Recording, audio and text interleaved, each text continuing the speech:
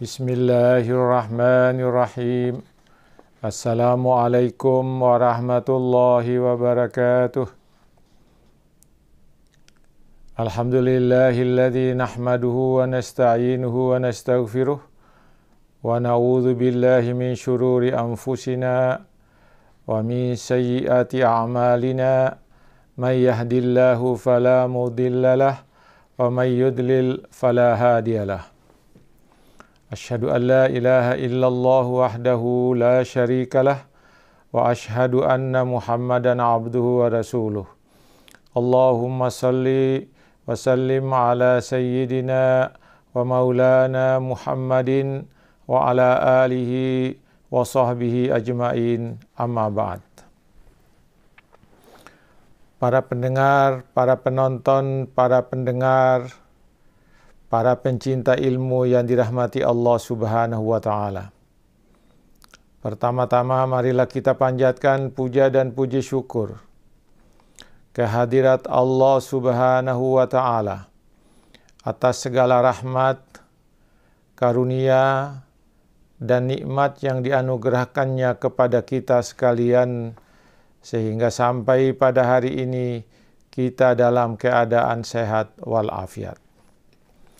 Selanjutnya, untuk mengisi tausiah keagamaan pada hari ini, hari Kamis, tanggal 15 Oktober 2020, saya ingin menyampaikan tema amal dan dampaknya bagi pelakunya, dengan subtema amal-amal yang paling disukai oleh Allah.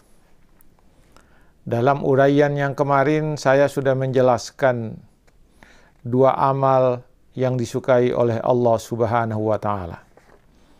Kali ini saya akan menyampaikan 3 amal lagi yang merupakan amal-amal yang disukai oleh Allah Subhanahu wa Ta'ala. Yang pertama, di antara amal yang sangat disukai oleh Allah adalah memperbanyak sujud. Yang dimaksud dengan memperbanyak sujud di sini adalah memperbanyak melakukan sholat-sholat sunat. Kita tahu ada sejumlah sholat sunat yang sangat dianjurkan untuk diperbanyak dilakukan, yaitu sholat sunat rawatib, sholat sunat wudu, sholat sunat yang dilakukan sebelum sholat wajib dan atau sesudah sholat wajib, sholat tahajud, sholat duha, sholat witir, sholat sunat tasbih, dan sholat-sholat sunat yang lainnya seperti sholat tahiyatul masjid, sholat tarawih yang dilakukan pada bulan Ramadan, dan sholat sunat yang lain seperti sholat sunat mutlak. Perintah untuk memperbanyak sujud itu dinyatakan oleh Rasulullah dalam sebuah hadisnya yang menyatakan sebagai berikut.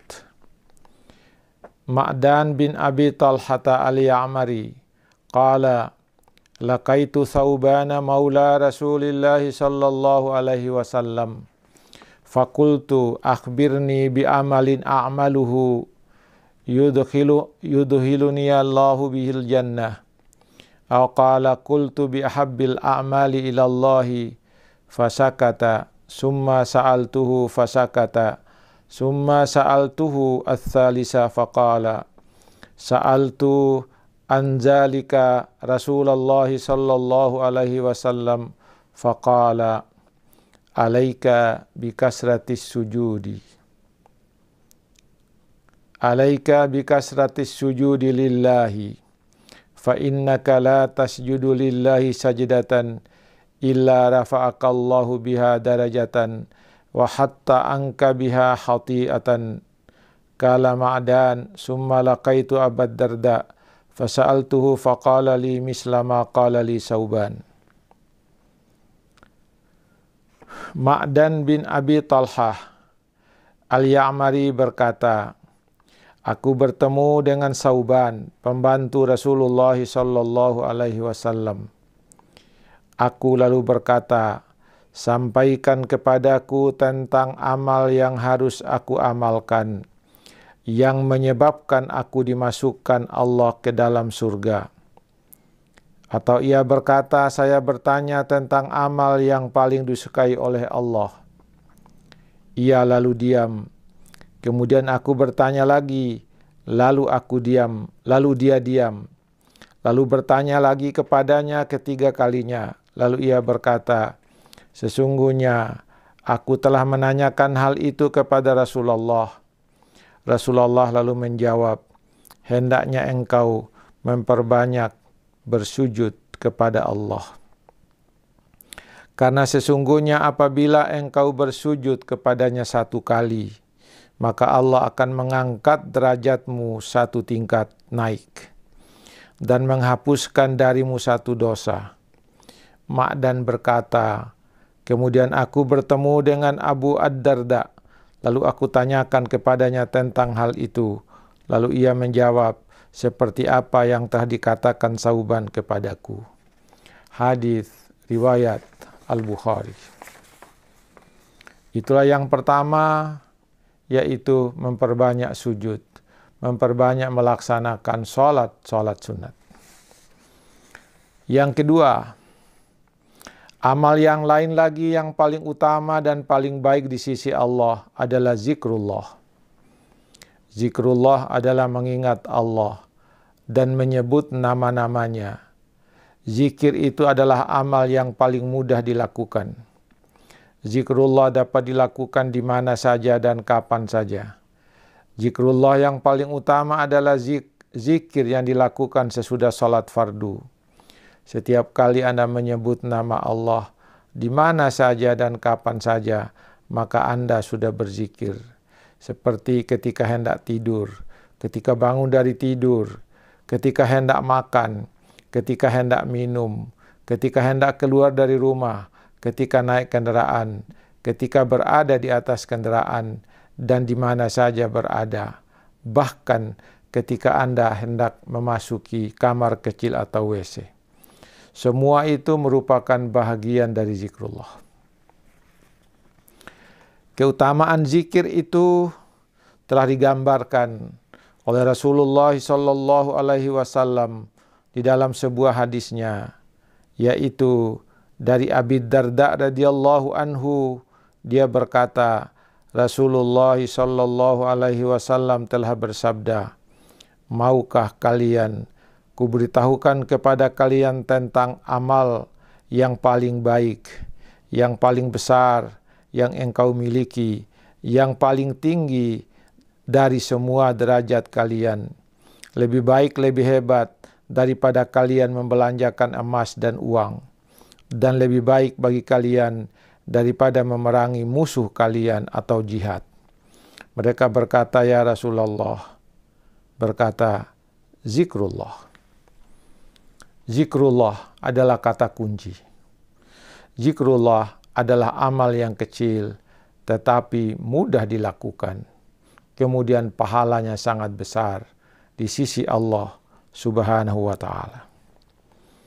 Yang ketiga, amal yang paling utama di sisi Allah adalah amal yang dilakukan secara kontinu, secara istiqamah, secara terus-menerus, walau amal itu memiliki nilai yang sangat kecil. Amal tidak dilihat dari bentuknya, tetapi dilihat dari kontinuitasnya amal yang dilakukan. Hal ini seperti yang digambarkan oleh Rasulullah dalam hadisnya sebagai berikut. An Aisyah qalat, qala Rasulullah sallallahu alaihi wasallam, ahabbul a'mali ila Allah ta'ala adwamuha wa in qalla. Qala wa kanat Aisyatu idza amilatil amala lazimathu. Aisyah berkata, sesungguhnya Rasulullah sallallahu alaihi wasallam telah bersabda, amal yang paling disukai oleh Allah Ta'ala adalah amal yang senantiasa dilakukan, yang terus-menerus dilakukan, walaupun amal itu kecil. Kemudian qala wa kanat Aisyatu idza amilatil amala lazimathu. Aisyah apabila dia beramal, dia mengamalkan amalan itu terus-menerus. Para pendengar, para penonton, para pencinta ilmu yang dirahmati Allah Subhanahu wa taala. Yang keempat, dari amal yang paling disukai oleh Allah adalah memberi makanan dan minuman kepada orang yang sangat membutuhkan dan mengucapkan salam kepada siapa saja, baik orang yang dikenal maupun orang yang tidak dikenal. Keutamaan amal seperti ini telah digambarkan oleh Rasulullah dalam hadisnya sebagai berikut. Dari Abdullah bin Amr, sesungguhnya ada seseorang yang bertanya kepada Rasulullah, amal apakah yang paling baik? Beliau menjawab, memberikan makanan dan memberikan minuman dan menyampaikan salam kepada orang yang engkau kenal dan kepada orang yang tidak engkau kenal. Begitulah para pendengar, amal-amal yang paling disukai Allah, amal-amal yang paling tinggi derajatnya di sisi Allah Subhanahu wa taala. Para pendengar, para penonton, para pencinta ilmu yang dirahmati Allah Subhanahu wa taala, semoga ilmu ini dapat kita miliki, menjadi wawasan kita, dan semoga kita mampu mengamalkannya dalam kehidupan kita sehari-hari, agar kita mendapatkan kedudukan yang paling tinggi di sisi Allah Subhanahu wa taala. Semoga ini ada manfaatnya bagi kita sekalian. Lebih dan kurangnya mohon dimaafkan. Billahi taufiq wal hidayah. Wassalamualaikum warahmatullahi wabarakatuh.